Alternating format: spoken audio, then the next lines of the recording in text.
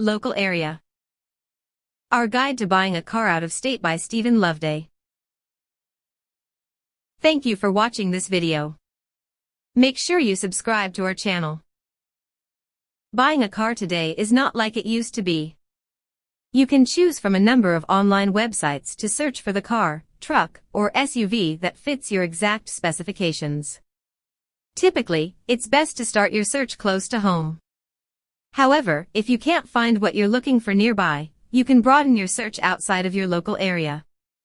You can even search your whole state, or the entire country to find the car that's best for you. Having the ability to search for a vehicle over such a wide area is positive since it provides you with more choices. However, if you find the perfect car in another state, there are some important steps you need to take related to the vehicle's title, registration, taxes, insurance, and inspections. You'll also need to decide if you're planning a road trip, flying to the car's location, or having it shipped. If you're going to go through the extra work involved in buying a car from another state, it's very important that you make sure you're getting the best deal on exactly what you want. Some of the extra steps for out-of-state buying are going to cost you money. So, if you can find a similar vehicle at a comparable, or even slightly higher, price within state lines, you should consider that car first. However, some cars simply aren't widely available in certain areas. No matter what you decide, you can probably make it all work out as long as you follow the necessary steps. 1. Be sure to get a vehicle history report. Whenever you buy a car, you should get a vehicle history report from a company like Carfax. This is even more important before you follow through with an out-of-state vehicle purchase. It's beneficial to make sure there are no issues before you move forward. If there is a lien listed on the report, you'll need to have it released before the car crosses state lines. If there is an open recall, you can ask the seller to get it taken care of before you take ownership. 2. Have the car inspected before you buy. If you're driving to a dealership in a neighboring state, search for a local mechanic ahead of time. Book an appointment to take the car to the mechanic during your test drive. However, if you choose a car that's located a long distance away, it would be wise to hire someone in the local area to test drive and inspect the car for you. This is especially true if you don't plan on visiting the dealership or private seller before you buy the car and have it shipped. Some online dealerships offer a free return policy.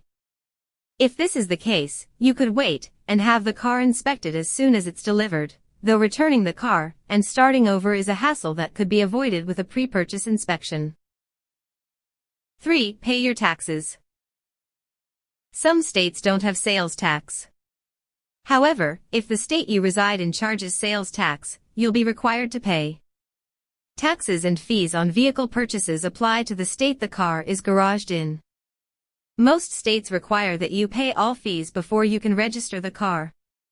If you purchase the vehicle through a franchise dealer, your salesperson should be able to take care of most, if not all, of the paperwork for you.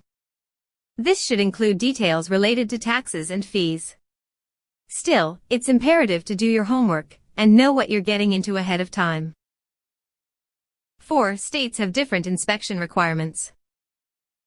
Make sure you visit your state's Department of Motor Vehicle, DMV, website. Gather information about the state's specific safety, emissions, and/or odometer inspection requirements. After you've purchased the car, you'll probably have to visit the DMV in person to take care of your paperwork and get your official title and registration. Make sure you know exactly what paperwork and forms of identification are required before you head to the DMV. The process varies from state to state.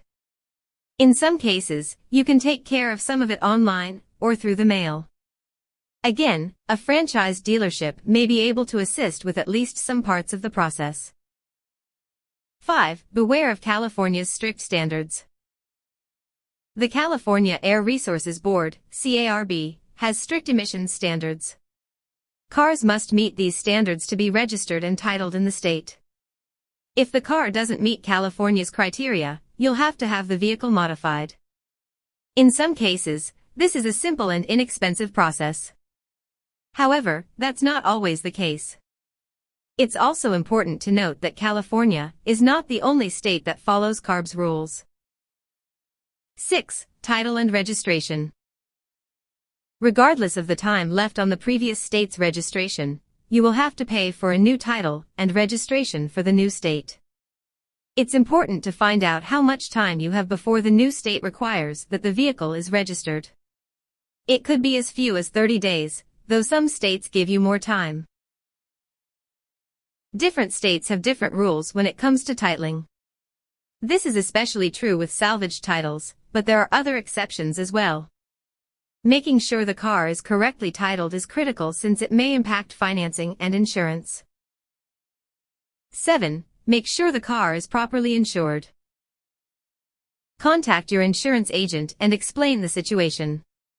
Various states and lenders have different rules related to insurance limits and deductibles. Your agent may allow you to use your current car's policy,